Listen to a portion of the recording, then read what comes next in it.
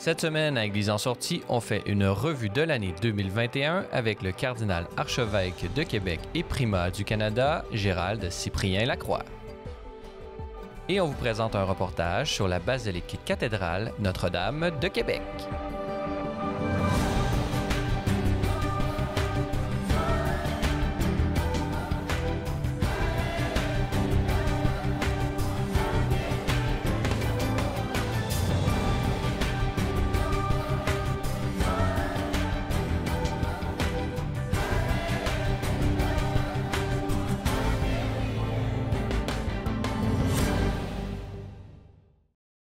Bonjour mesdames et messieurs et bienvenue à cet épisode spécial d'Église en sortie, un épisode entièrement dédié à faire le bilan de cette année 2021 à la porte de cette année 2022 qui va s'ouvrir dans quelques jours. Et pour nous accompagner durant cette émission spéciale, nous avons la chance d'être en compagnie par visioconférence, le cardinal archevêque de Québec, Gérald Cyprien Lacroix. Bonjour. Bonjour Francis. Cardinal Gérald Cyprien Lacroix, vous êtes archevêque de Québec, primat du Canada, mais vous avez également de nombreux titres au niveau de l'Église universelle et nous aurons l'occasion de les découvrir ensemble durant cette émission. Mais tout d'abord, j'aimerais faire un petit bilan avec vous de cette année 2021 en ce qui a trait à cette situation très difficile que nous avons vécue relative à la COVID-19 cette année pour toutes les communautés chrétiennes catholiques du Canada et de votre diocèse. Pouvez-vous nous parler un peu votre expérience comme archevêque et un peu quel bilan tirez-vous de cette année 2021? Et là, c'est une grosse question. On est à l'heure des bilans, fin d'année. Noël est déjà passé. On se prépare à la nouvelle année. Vous vous souvenez, en 2020, lorsque la pandémie a commencé, toute cette situation de la COVID-19, on pensait peut-être que ce serait quelques mois et nous voilà déjà presque à 2 ans. Cette dernière année a été une année de haut et de bas, je dirais. On a eu des moments d'espérance, on dit « Oh, on arrive à la fin, la 3e vague, c'est fini. Oups, une 4e vague. » Et nous voilà dans une 5e vague avec ce nouveau variant.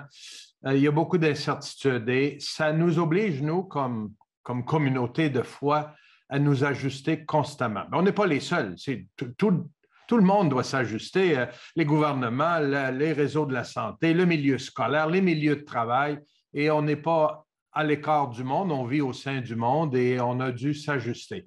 C'était une année très difficile, je dirais, très, très difficile, parce que notre monde est beaucoup à bout de souffle, vous savez. Autant les équipes pastorales que les collaborateurs et collaboratrices dans les paroisses qui ne savent pas trop. Est-ce qu'on reprend nos activités? Est-ce qu'on recommence nos activités de groupe? On peut se rassembler à combien? Il y a beaucoup de limites. Les gens ont encore peur. Alors, ça nous oblige comme Église, comme diocèse, à être très attentifs et à l'écoute de ce qui se passe sur le terrain, de voir comment on va accompagner les gens. De quelle façon on va être là pour continuer à vivre notre mission. C'est ça, nous, qui nous importe. La mission qui nous est confiée, c'est-à-dire de continuer d'annoncer l'Évangile, de continuer d'accompagner le peuple de Dieu, le nourrir de la parole et de l'Eucharistie. Et cette dernière année, on a eu beaucoup moins de célébrations eucharistiques avec moins de personnes. En mode présence parce que c'était difficile et il y a des limites et il y a des gens qui sont encore craintifs. Alors, il a fallu développer de nouveaux moyens, des partages en petits groupes de la parole de Dieu qu'on a beaucoup intensifié. Au cours de la dernière année, dans notre seul diocèse de Québec, on a 200 nouveaux petits groupes de partage d'Évangile, ce qui me réjouit beaucoup, beaucoup. Mais c'est ce qu'on essaie de faire, nourrir les gens, les accompagner. C'est très exigeant. Très, très exigeant. Mais on est là, on vit les soubresauts de cette pandémie comme tout le monde et on essaie d'être des porteurs d'espérance, d'être présents de nouvelles façons et de toutes les façons possibles pour être là et accompagner le peuple de Dieu. C'est ça qui est notre rôle pastoral de pasteur. Et durant cette année, vous avez eu l'occasion de voyager. Vous vous êtes rendu en Hongrie pour le congrès eucharistique et vous avez notamment pu prononcer une belle conférence, une belle catéchèse sur place. Parlez-nous, pouvez-vous brièvement nous parler de votre expérience au congrès eucharistique de Budapest? Francis, voulez-vous que je vous lise ma conférence? Ça prend à peu près 1 heure. Non, vraiment, c'était un congrès eucharistique international. Là, moi, ça fait plusieurs auxquels je participe. C'est une rencontre universelle de croyants et de croyantes. C'est un lieu de ressourcement exceptionnel. Moi, j'ai beaucoup d'appréciation pour ce type d'événement. Ça faisait longtemps qu'on avait pu voyager. C'était le seul voyage que j'ai vécu à l'extérieur cette année. Et puisque j'y étais invité comme conférencier, et de rencontrer le peuple hongrois surtout, mais aussi de d'autres qui sont venus, moins nombreux qu'à l'habitude, évidemment, à cause des restrictions, mais un peuple qui est enraciné dans la foi, un peuple qui a tellement souffert à travers les siècles et qui est ferme dans sa foi. Moi, ça me donnait vraiment une injection d'espérance, de prier pendant une semaine de temps, d'écouter des catéchèses, des témoignages, des moments de prière intenses, bien préparés, du beau chant, de la musique, de la fraternité, de l'accueil, du partage. C'est un bain qui renouvelle. En tout cas, moi, ça me fait un grand bien. J'ai beaucoup apprécié. Et j'ai hâte au prochain qui sera à l'été 2024 à Quito, en Équateur, sur notre continent. Ça sera un peu plus proche. Et vous parlez notamment espagnol puisque vous avez été vous-même missionnaire en Amérique latine. Alors j'imagine que c'est un rendez-vous que vous ne manquerez pas. Si vous le permettez, j'aimerais qu'on prenne quelques instants pour aller voir un reportage de cette série à la découverte du patrimoine qui est dédiée à votre cathédrale, la basilique Notre-Dame de Québec.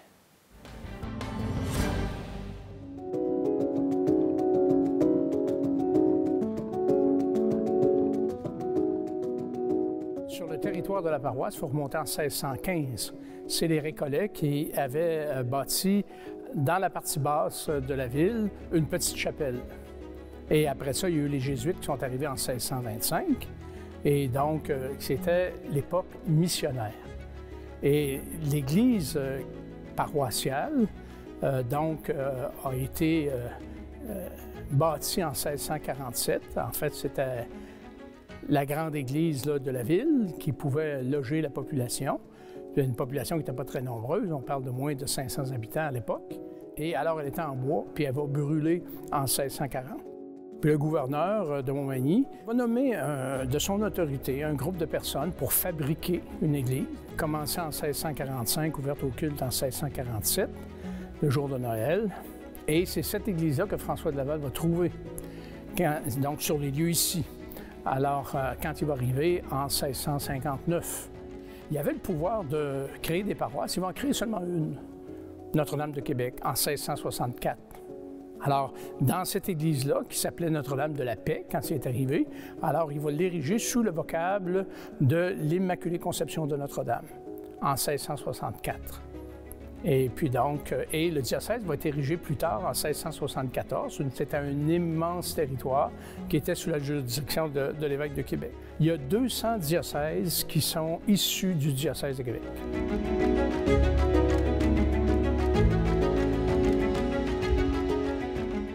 Quand elle va devenir cathédrale en 1674, ça restait qu'elle était petite. En 1745, Québec est rendu une ville de 10 000 habitants et donc c'est insuffisant pour la population de la ville. Et il va donc avoir des travaux généraux d'agrandissement. Et ça va être l'église qui va être complétée en 1745. C'est l'église qui va être bombardée.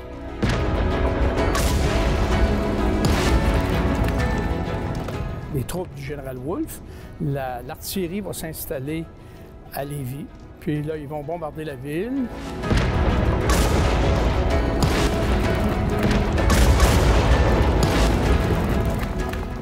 En 1922, donc deuxième catastrophe après le bombardement, c'est l'incendie.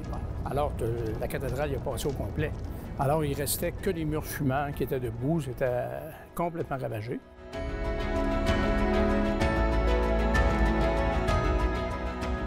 ça nous dit qu'ici, on est dans le berceau.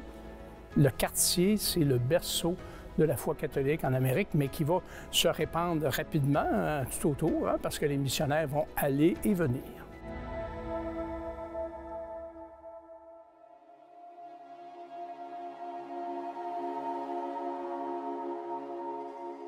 Les tableaux, on en retrouve 14 qui sont... donc, il y a le tableau de l'Immaculée Conception qui est donc au-dessus du maître-autel. Alors, il a péri dans l'incendie, mais il était refait, il était à partir de photos. C'est une religieuse, sœur Marie de l'Eucharistie, qui l'a refait en 1925. Dans le chœur, il y a 4 toiles marouflées, c'est-à-dire qui sont collées sur le mur, donc qui ont été données par une école française de peinture, subventionnée par le gouvernement français à la suite de l'incendie en 1922. Alors, qui représente 4 moments importants d'écriture, l'Annonciation, la présentation au Temple, la descente de la croix et l'agonie au Jardin des Oliviers. Après ça, il y a les 2 tableaux qu'on va retrouver au-dessus des autels latéraux. Alors, donc, un, c'est Sainte-Anne, puis l'autre, c'est la Sainte Famille. Ensuite, on va trouver 2 tableaux aussi dans la chapelle du Sacré-Cœur, sur l'Eucharistie.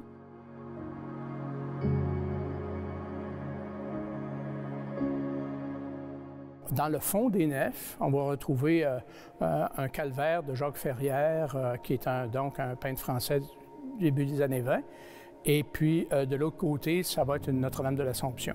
Comme c'est une église mariale, alors donc, les vitraux du bas de la nef sont tous des vitraux qui sont dédiés à la Vierge, c'est-à-dire aux scènes évangéliques où on retrouve la Vierge. En bas, c'était fait par la maison Meyer de Munich. En haut, la maison Champignol de Paris, c'est une galerie des saints. Alors, c'est donc avec les évangélistes, mais aussi avec les pères de l'Église, les pères latins et les pères grecs.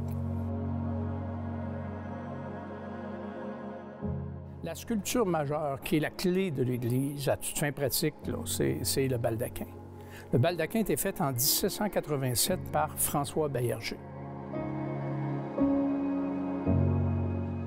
François Baillarger avait été étudié à Paris. Et puis, il s'était rendu à Rome. Et puis, il avait vu à Rome le baldaquin de Saint-Pierre, donc par Bernini, du baldaquin du Bernin. Il avait vu les plans originaux. Sur les plans originaux, il y avait un Christ glorieux qui devait être installé là, mais, semble-t-il, c'était une croix plutôt parce que la sculpture a été en bronze là-bas, ça a été beaucoup trop lourd. Alors ici, il va dire « je vais le faire à Québec ». Et puis, il va donc le faire pendant des années. Il va commencer en 1787, puis ça va durer 6 ans.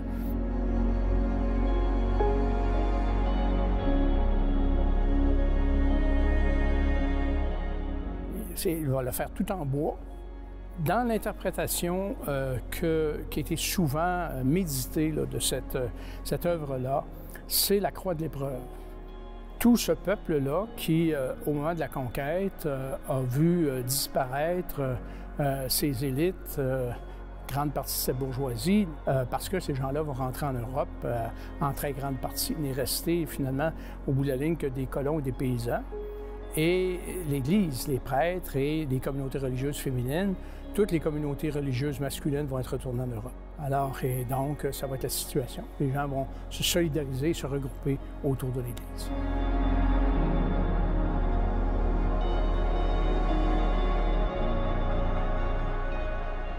Ils se sont retrouvés un peu orphelins d'une certaine façon, et qui ont pris leur destin en main. Ils sont retrouvés autour de l'Église, solidaires. Puis c'est comme ça aussi que ce qu'ils étaient comme identité, comme peuple, a été préservé à travers non seulement la foi, mais aussi la langue. Et alors là, donc, c'est la clé de ce baldaquin-là, c'est que la vie aura bien le dernier mot. Et ça, c'est un message à tout un peuple.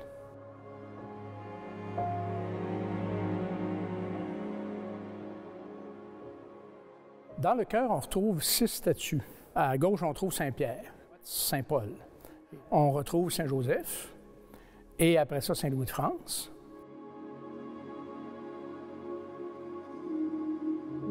Et après, de l'autre côté, du côté droit, Saint-Flavien et Sainte-Félicité.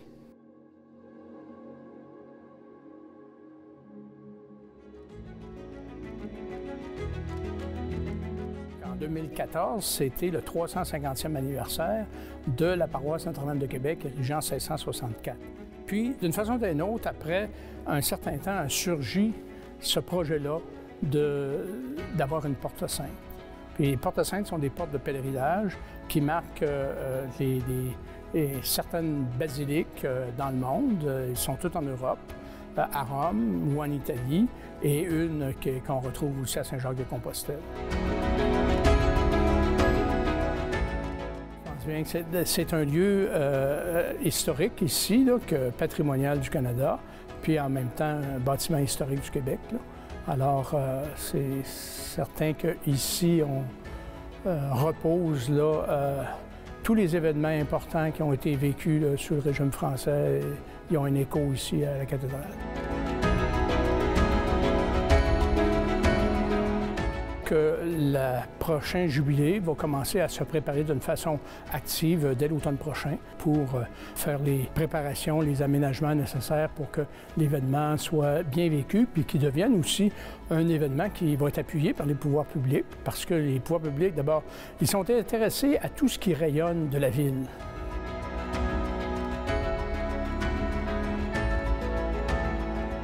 Toutes les choses belles et bonnes qui rayonnent de la Ville de Québec. Et ça, c'en est une. On n'a pas honte de dire qui on est et d'inviter les gens.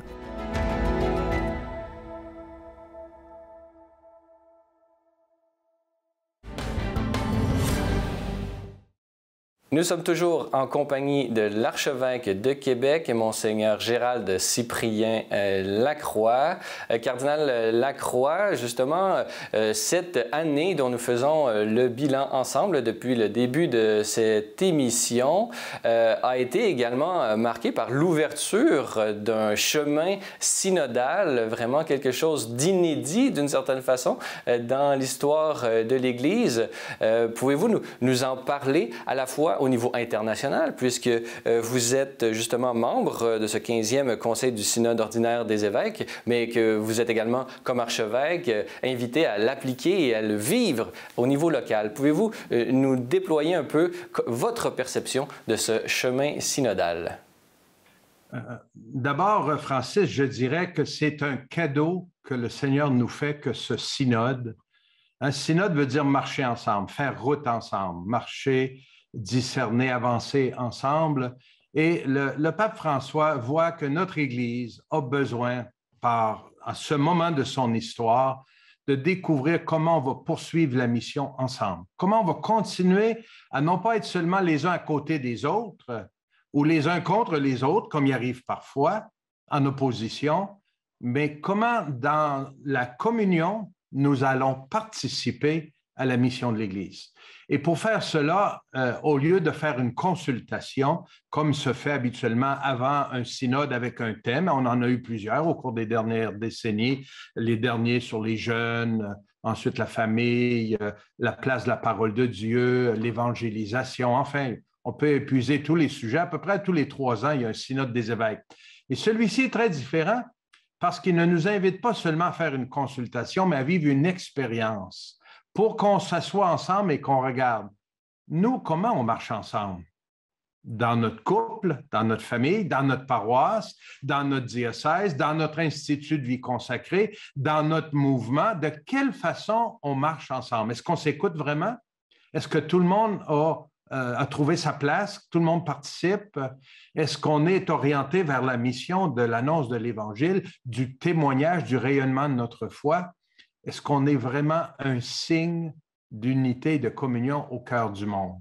C'est le grand désir de Jésus, que nous soyons un, que nous soyons des témoins, des disciples missionnaires, comme le pape aime le dire. Alors, l'expérience qu'on va vivre jusqu'à l'été prochain dans nos diocèses nous invite justement à prendre le temps de regarder à travers tout ce qu'on fait. On ne fera pas nécessairement des grandes affaires encore, mais à travers tout ce qu'on vit, on va se questionner. On va regarder à la lumière de la parole de Dieu, mais à la lumière de ce qu'on va entendre les uns des autres pour voir si vraiment on marche ensemble, si vraiment on écoute profondément. Et le pape François, en bon jésuite, trouve que c'est une méthode ignatienne, une méthode extraordinaire que de s'écouter. D'abord écouter le Seigneur, l'Esprit Saint, mais de s'écouter les uns les autres pour faire un bon discernement. Alors, chez nous, on a commencé à vivre cela. On a eu des rencontres avec le Conseil diocésain de pastoral ces dernières semaines avec les confrères prêtres. Et là, ça va se reproduire dans les paroisses, les groupes, les mouvements, les instituts de vie consacrés. On a élaboré des petits outils pour animer l'échange, pas pour faire des documents, on en a amplement de documents, mais pour voir qu'est-ce qui a changé dans notre façon de vivre. Est-ce que nous avons un style synodal? Est-ce que vraiment nous marchons ensemble et il y a de la place pour tout le monde? Alors, je trouve que c'est vraiment, c'est un défi, mais c'est une grâce à vivre. Et ça peut apporter beaucoup de renouveau dans notre Église, dans notre façon d'être Église ensemble. Ça fait longtemps qu'on se dit, hein, il faudrait apprendre à être Église autrement. Les temps ont changé, il faudrait vivre autrement notre façon de partager nos responsabilités, de vivre en communauté. Il y a des défis là. Voilà, nous avons l'opportunité de regarder ça à la lumière de la parole et dans une écoute profonde de ce que l'Esprit nous dit. L'année 2021 a été également l'occasion pour beaucoup de Canadiens de prendre en compte justement, une prise de conscience s'est faite autour de la question autochtone qui est souvent et malheureusement très souvent un passé, une mémoire douloureuse. Vous, Monseigneur Lacroix, archevêque de Québec et également primat du Canada, vous êtes impliqué dans ce dialogue constant avec les peuples autochtones. Pouvez-vous nous tracer un peu comment avez-vous vécu personnellement et quelles sont les différentes sources de solutions qui peuvent nous aider à vivre comme Église de meilleures relations avec les peuples autochtones? Ben, je dirais, Francis, que les dernières années nous ont amenés à nous mettre devant l'évidence de certaines vérités de notre histoire qui sont très douloureuses. Et je pense que c'était nécessaire, et ça l'est toujours, de faire la vérité si nous voulons vivre la réconciliation et la guérison. Et malheureusement, la vérité n'est pas toujours celle qui est propagée dans tous les médias, qui manque parfois de nuances ou qui saute vite à des conclusions sans avoir toutes les données sûres, historiques. Mais ceci dit, c'est évident qu'il y a eu des coches mal taillées, il y a eu des erreurs très sérieuses du passé que nous devons assumer, reconnaître. Et je crois que déjà, il y a eu beaucoup d'excuses de part de diocèses, de communautés, mais il ne faut pas en rester là. Je pense aussi qu'il faut regarder les relations que nous entretenons aujourd'hui avec les peuples autochtones, avec les Inuits et les Métis. Dans la grande majorité des communautés sur le territoire du Canada, il y a encore des hommes et des femmes qui sont présents au nom de l'Église, des missionnaires, des prêtres, des laïcs qui sont engagés et qui font route et qui travaillent dans ce chemin, sur ce chemin de guérison, de réconciliation. Alors ça, moi, ça me donne beaucoup d'espérance. On ne peut pas corriger le passé. Nous pouvons aujourd'hui avoir des attitudes, des comportements qui sont différents et qui sont beaucoup plus respectueux. La visite du Saint-Père annoncé que nous attendons en notre pays sera aussi un élément de plus. Évidemment, ce sera une visite qui aura une attention particulière aux Premières Nations, mais ce sera évidemment, comme toujours, une visite du Saint-Père pour rencontrer le peuple de Dieu et le peuple qui habite sur ce grand territoire qu'est le Canada. Alors ça, ce sera aussi, je pense, une autre étape qui va nous aider. Lorsque le pape se déplace dans un pays, il est un pèlerin, un messager d'espérance. Il vient nous encourager, mais il vient aussi nous exhorter à aller plus loin, à être vraiment des chrétiens crédibles là où on vit. Et moi, j'ai très hâte à cette visite. J'ai bien confiance que ça nous apportera un souffle nouveau pour poursuivre la mission ensemble. On a de l'histoire ici, hein? On a plus de 4 siècles d'histoire de vie entre les peuples autochtones et les peuples qui sont venus comme moi et comme bien d'autres de l'Europe, de génération en génération. Mais nous avons encore beaucoup à apprendre pour vivre ensemble. Et en terminant, puisque c'est tout le temps qui nous est accordé, malheureusement, puisque c'était passionnant cet échange, pouvez-vous nous dire, pour vous, Monseigneur Gérald de Cyprien Lacroix, quelle est votre espérance pour la nouvelle année? Peut-être quels sont vos vœux pour les communautés chrétiennes qui nous écoutent? Ben, on vient de terminer le temps de l'Avent, qui est le temps d'une espérance joyeuse, une attente dans la joie. Maintenant, célébrons cette présence du Seigneur avec nous. Que 2022 soit une année où on va compter sur la fidélité du Seigneur qui ne manque pas l'appel. Il est là avec nous, il nous soutient. Comme il l'a fait depuis tant de millénaires, il accompagne son peuple en marche. Marchons avec lui. Faisons confiance au Seigneur qui ne manquera pas de nous donner au jour le jour, jour et nuit, la force, la lumière, la puissance de sa présence pour nous aider à avancer. Et je souhaiterais donc cette année, on intensifie la qualité de notre présence. Le Seigneur est présent, il est un grand soutien, mais nous aussi avons, comme ses disciples, à être présents auprès des nôtres, nos plus proches, les gens avec qui on vit, les gens qu'on rencontre dans nos milieux sociaux de travail, les gens avec qui on est en lien. D'être encore des témoins plus crédibles, vrais, présents, amoureux du Seigneur et du peuple que le Seigneur nous confie. Et aussi qu'on puisse, je le souhaite, être encore plus présent au sein de nos communautés chrétiennes. On s'est éloigné beaucoup ces dernières années, la pandémie, pour toutes sortes d'autres raisons. Il est temps de revenir à la maison, revenir au Seigneur et revenir à notre famille chrétienne parce qu'on a besoin d'être ensemble. On l'a vu, comment c'est difficile d'être isolé, d'être empêché de nous rencontrer. Eh bien là, les choses vont s'ouvrir petit à petit. Allons rencontrer dans nos groupes, nos mouvements, dans nos communautés paroissiales, dans nos églises, dans les activités de notre Église.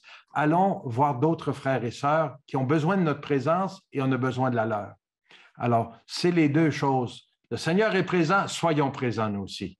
Et une sainte et heureuse année. Que le Seigneur vous bénisse tous et toutes et prions les uns pour les autres.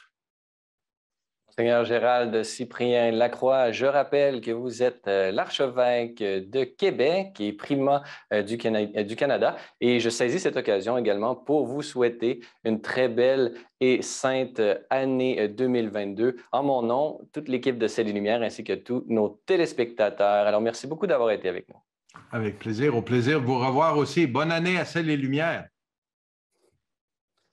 Voilà, c'est tout pour aujourd'hui. J'espère que vous avez apprécié cette émission. Notez que vous retrouverez l'ensemble de nos épisodes d'Église en sortie sur notre site Internet au www.slmedia.org/fr. Sur ce, je vous souhaite une très belle et sainte année 2022 et on se retrouve l'année prochaine pour une autre saison d'Église en sortie.